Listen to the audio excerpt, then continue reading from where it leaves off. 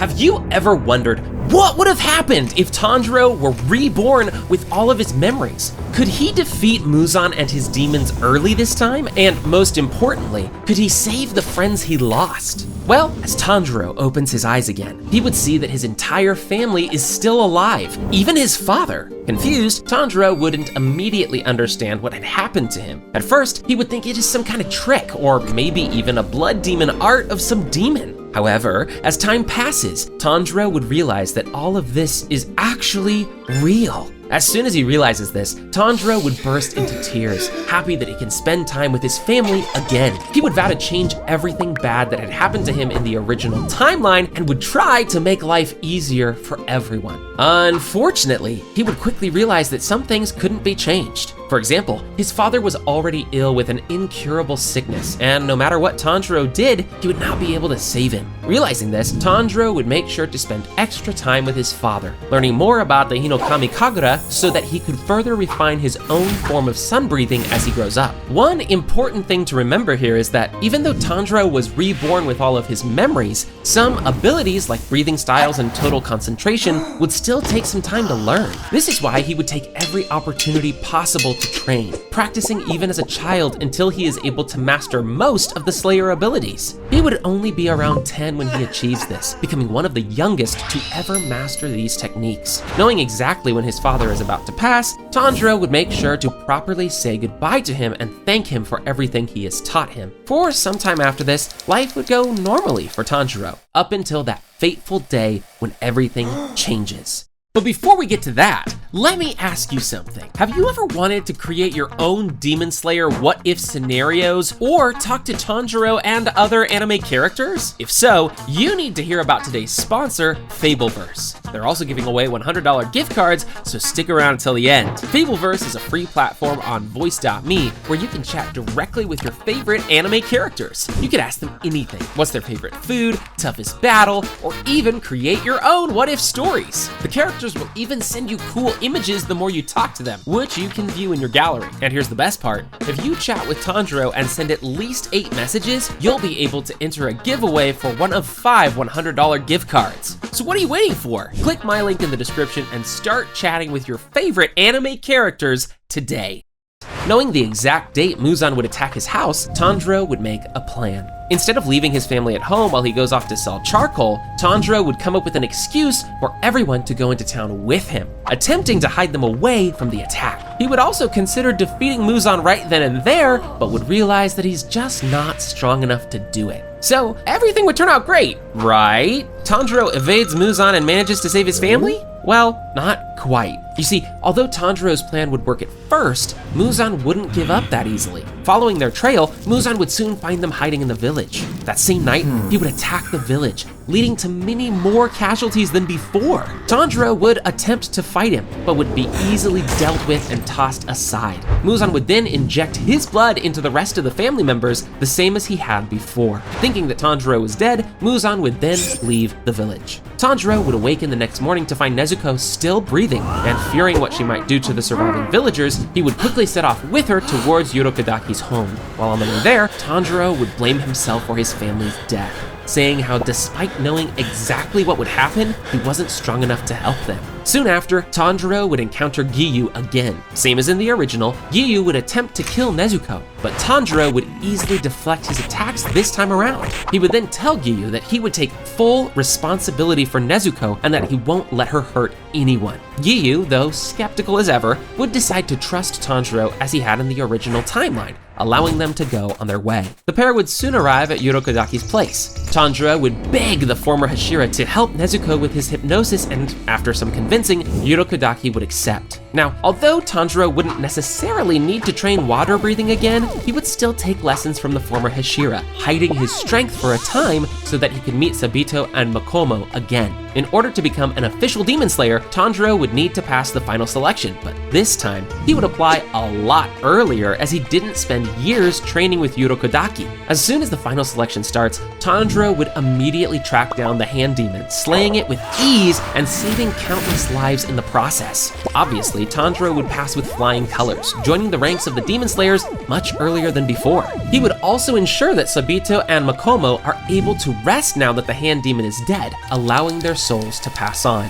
Now, even though Tanjiro would join the Slayer Corps earlier, he would still wait the entire 2 years for Nezuko to wake from her coma before he sets off and continues his journey. During those 2 years, he would go on a bunch of Demon Slayer missions, saving many people and becoming a well-known member of the Corps, with even Hashira knowing who he is. He would also hunt down the Swamp Demon early, ensuring the safety of many girls in the village by killing it before it can get to them. Once Nezuko finally awakens, the two would continue with their adventures. Knowing exactly what would happen next, Tanjiro would make sure to arrive at a few places at exactly the right time. First, they would travel to Asakusa, though Tanjiro would purposefully avoid the area where Muzan would be so as not to put any civilians in danger. Instead, he would track down Tamayo, ensuring that she can start the process of making the anti-Muzan drug they would need for the final battle. During that time, they would again be attacked by the 2 low-ranked demons, but with Tanjiro's strength in this timeline, he would defeat them with ease, not even taking any injuries. After finishing the business with Tamayo, they would set out once more, this time making their way to the drum house.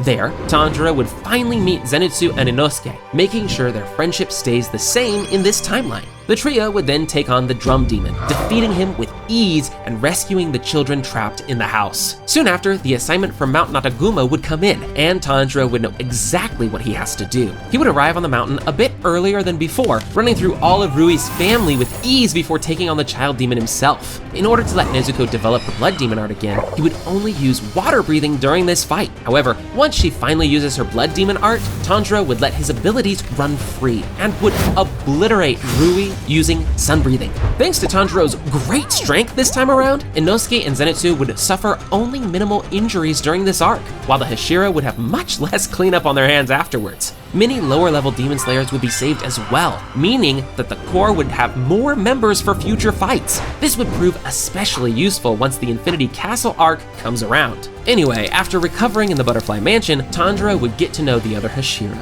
same as in the original story. This time around, the Hashira would be impressed by Tanjiro's strength and would see him as their equal. They would be a bit skeptical about him carrying a demon around, but he would convince them that Nezuko won't hurt any humans. Of course, this wouldn't stop Sanemi from trying to attack Nezuko again. Thankfully, with his increased strength, Tanjiro would be able to fight back this time around, standing his ground against Sanemi. This would make the Wind Hashira extremely angry, and he would prepare to go all out against Tanjiro. Before that could happen, however, Kaguya would intervene and calm Sanemi down. Using his ability to predict things, Kaguya would sense that Tanjiro and Nezuko are only there to help, and would order the other Hashira to accept them. The Hashira would then part ways, with the main group getting orders for their next assignment just like before: find the demon attacking passengers aboard the Muzan train. And guys, trust me, you are gonna be really surprised about how this arc goes. First, the group would meet with Rengoku at the train station, where Tanjiro would think back to his previous life. He would steel his resolve, vowing that he would not let Rengoku die this time. Initially, Tanjiro would tell the others that he can smell a demon near the front of the train, trying to lead them towards Enmu as best as he can without telling them about his previous life. Tanjiro would think that if they can kill Enmu earlier than before, they may be able to avoid the fight with Akaza entirely, as well as keep the train from derailing and killing a bunch of innocent civilians. With Tanjiro leading the others to Enmu, they would find the demon a lot quicker, and using Hinokami Kagura, Tanjiro would easily finish the fight. However, realizing that he is outmatched, Enmu would refuse to lose and would still derail the train in an effort to kill the Slayers. As the train starts crashing, Tanjiro would command the others to immediately start rescuing civilians. Considering that the train crashed much earlier this time around, Tanjiro would believe that Akaza likely won't show up. However, this is where he would be wrong. Closely following the train from the shadows, Akaza would suddenly jump out of the woods, shocking all the Demon Slayers present. Since all of them would be in relatively good shape after the quick fight with Enmu, Tanjiro, Rengoku, Zenitsu, Inosuke, and Nezuko would all begin to fight with the Upper Moon 3 together. The battle would be fierce, with each one pushing themselves to their limits. One important thing to remember here is that Zenitsu, Inosuke, and Nezuko were still very weak at this point in the main story, so despite their best efforts, Akaza would easily defeat them. This would leave only Tanjiro and Rengoku on the battlefield, determined not to let history history repeat itself, Tanjiro would push himself past his limit, awakening his Slayer mark early. As he and Rengoku continued to fight, 𝐂𝐫𝐴 would realize that he is in way over his head and would begin to feel true fear for the first time since meeting Muzan. Seeing that he can't win this fight in time, 𝐂𝐫𝐴 would decide to cut his losses and flee before the sun comes up. However, this time, Tanjiro would be prepared for it. As 𝐂𝐫𝐴 attempts to run, Tanjiro would get ready to throw his sword just like before. Completely calm, Tanjiro would take a deep breath and steady his aim, hurling his sword straight through 𝐂𝐫𝐴's neck. Not expecting this at all, 𝐂𝐫𝐴 would be taken completely off guard, his head severed in the process. And with that, Tanjiro would have successfully saved Rengoku, who would now live to fight with the others during the Infinity Castle. This would earn Tanjiro one hell of a reputation among the Hashira, especially after word of his and Rengoku's combined efforts to kill an upper moon gets around. After spending some time with Rengoku and recovering for a bit, Tanjiro and the others would soon get sent to the Entertainment District to investigate demon presence. Same as before, they would team up with Tenjin and immediately head there. In order to speed things up, Tanjiro would lie to the others again, saying how he can smell exactly where the demons are. Thanks to Tanjiro, the crew would find Gyutaro during the very first night and would immediately start the fight against him. Meanwhile, Zenitsu and Inosuke would go into the caves underground to rescue the hostages. As Tanjiro, Tenjin, and Nezuko fight against Gyutaro together, Tanjiro would immediately activate his Demon Slayer mark in order to gain an advantage.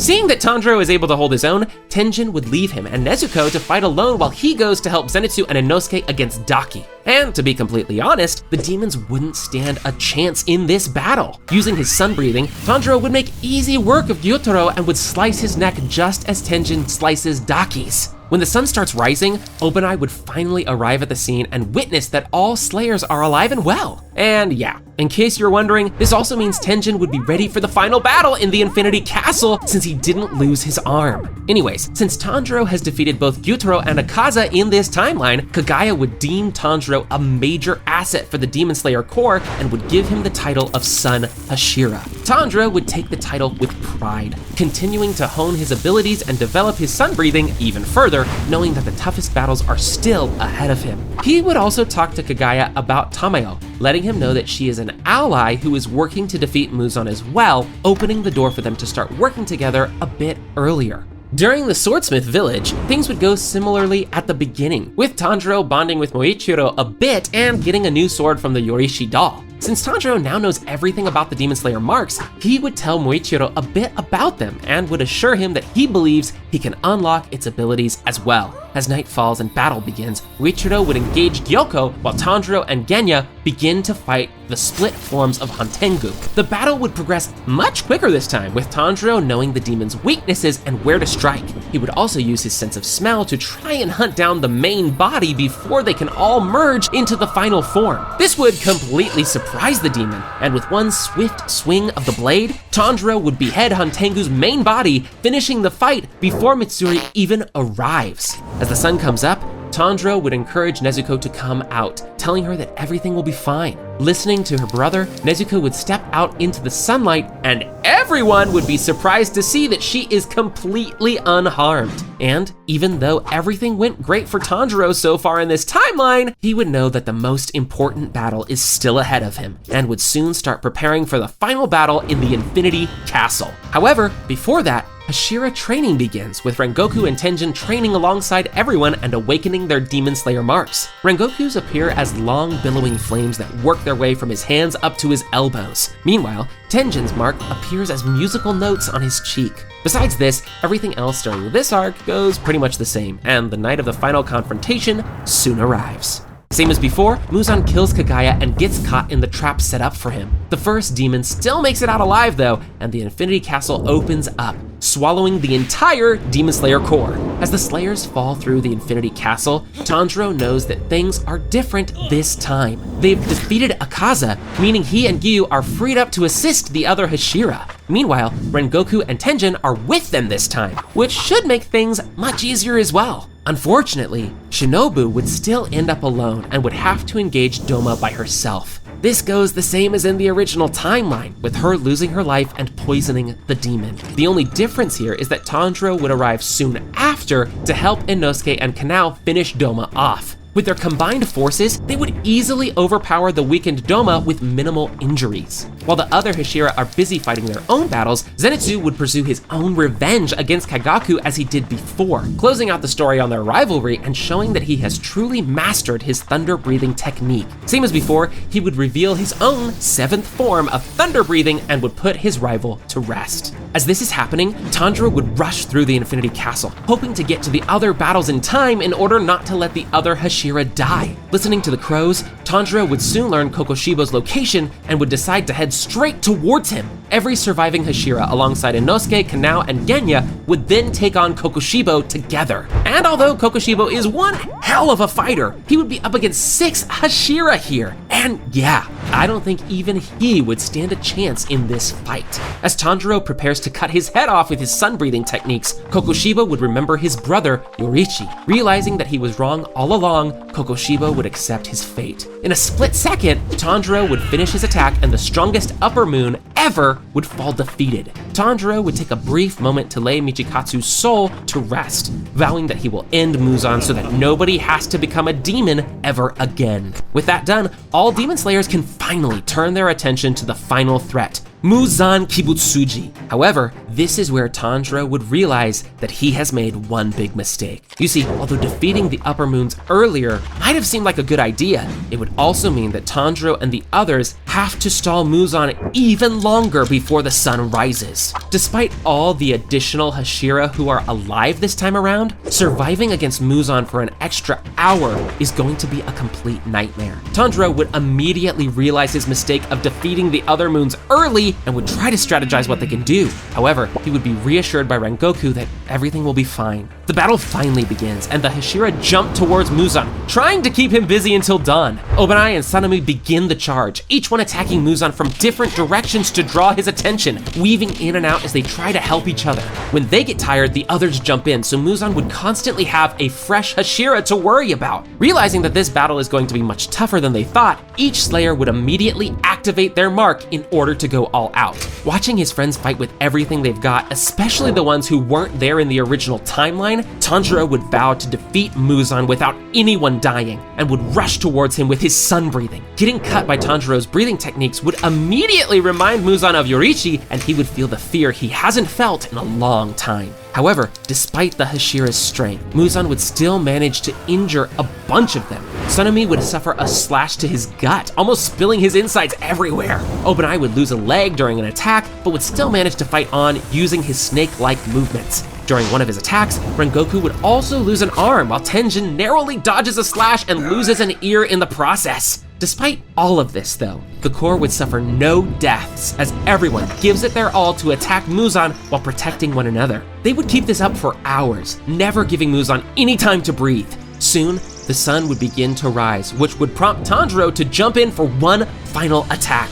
Tanjiro has prepared for this moment his entire second life, and as he gets ready to attack, the other Hashira would jump in as well in order to clear his path. By the time he makes it to the original demon, Tanjiro's blade would be glowing a bright red, and using his Hinokami Kagura, he would slice right through Muzan's neck. Of course, this wouldn't kill Muzan, and he would still attempt to regenerate, but with the sun already up, all of his efforts would be in vain. The rest of the battle plays out pretty much the same, with Muzan doing anything he can to survive, but the Slayers stopping him at every turn. This time, Tanjiro would also be careful not to fall for Muzan's trap and wouldn't be transformed into a demon. Before long, Muzan would start disintegrating on the ground, helpless, cursing the Demon Slayers and saying that it's like they knew everything he would do in advance. Click on this video next where I explain all 18 final forms in Demon Slayer.